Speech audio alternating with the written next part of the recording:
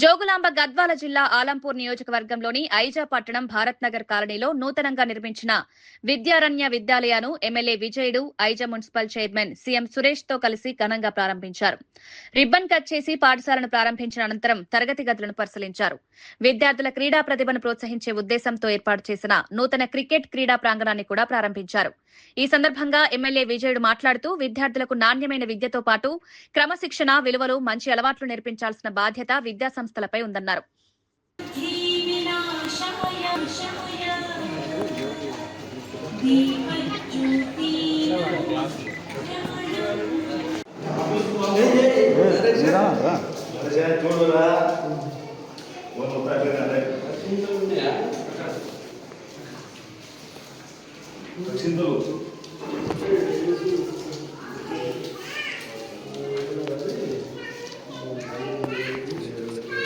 Municipal కౌన్సిలర్కి ఇక్కడ వచ్చిన ప్రతి ఒక్కరికి, మరి తల్లిదండ్రులకి, పిల్లలకి, స్కూల్ టీచర్లకు, స్కూల్ స్టాఫ్కి ప్రతి ఒక్కరికి ఉదయపూర్వక ధన్యవాదాలు తెలియజేస్తున్నాము.